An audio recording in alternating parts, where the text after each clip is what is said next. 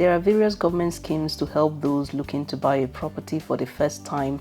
Even if you're still on a work visa, you can still qualify for a lot of the schemes, so do check. For some of the schemes, the government will be a part owner of the property.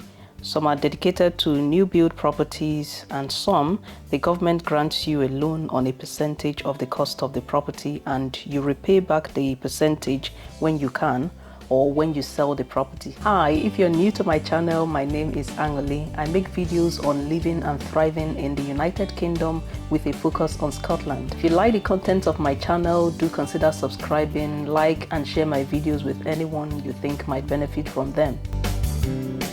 Unless you're paying cash, most sellers' agents would not even speak to you if you don't have an agreement in principle, because they can't trust that you can actually afford the property. An agreement in principle is a written statement from the bank which states how much you are likely to be able to borrow for your mortgage. You just fill out the form which asks you your total income and your expenses, and if you have any debts, they will then assess your income against your expenses and your debts and do a soft credit search on you before providing you their written statement. Various banks will let you apply for the agreement in principle free of charge online, and you don't have to bank with the bank to apply, and neither are you obligated to take out a mortgage with the bank.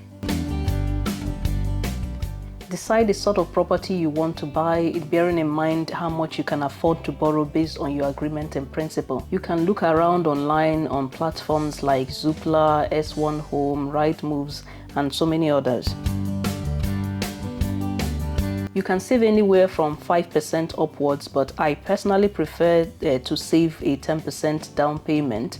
That way you have a lot of equity in the property. And you can save some of your down payment in the lifetime ISA. There was the one called Help to Buy ISA, but I think that is closed now to new applicants. And the benefit of saving it in the lifetime ISA is that the government will add an additional 25% bonus on the amount you save. There are a few rules you would need to read up and abide by, however.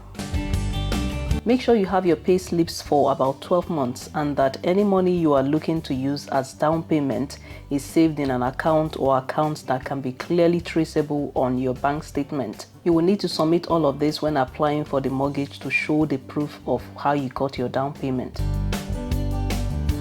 At this point, get in touch with a mortgage advisor. Even though you must not use a mortgage advisor, you can do this by yourself, but I strongly suggest you get one. The mortgage advisor would help you shop around for the best mortgage deals, and they would also put in the mortgage application for you when the time comes. The mortgage advisor will also advise you on what sort of offer to put in on a property, but make sure you're really comfortable with the amount. We missed out on a number of properties because there were other people who were willing to offer a lot more than we were willing to offer, but then at the end of the day we still got our ideal property. We had to say no to a lot of the offers that were suggested to us by our mortgage advisor because we didn't feel like the properties were really worth that amount to us. So you cannot afford to rush this process. Just take your time.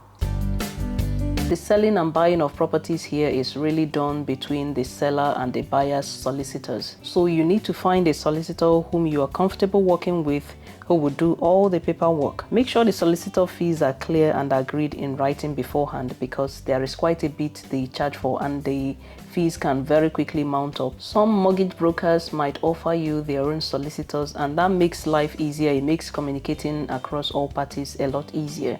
But you don't have to go with your own solicitor. You can shop around for a better deal. We found the solicitor we used to buy our house in an online platform, but just make sure if you're looking to get one from an online platform, just make sure they have good ratings online. If you find a property you like online, you should contact the selling agent that is listed on the property to request for the home report, which will tell you the value of the property and all you need to know about the property. And some of the things might not be obvious when you go to view the property. It's important that you study the home report thoroughly and ask questions if anything is not clear. And you can also send it to your mortgage advisor to seek for their advice. If you're satisfied with the home report, you can then book an appointment to view the property. And if you're still satisfied, you can then make an offer. If the seller likes your offer, their solicitor will send you and your solicitor an official acceptance letter, which is called qualified acceptance. And this letter basically would list conditions that they want you to agree to, and the conditions might include things like the move-in date, what they may or may not live in the property, etc. before they go through with the sale. Your solicitor would respond to this letter, and if there is anything you don't agree with, they will convey this back to the seller's solicitor, and the two solicitors will go back and forth until they reach an agreement. The back and forth letter which the solicitors send to themselves is called missives, and the final letter, once they have agreed on everything, is called concluding missives. Before the concluding missives, you can pull out of buying the property at any time, but once the missives are concluded, it's a binding contract and you will no longer be able to pull out. And that is why you will generally hear the advice that you should not conclude missives until your mortgage is approved.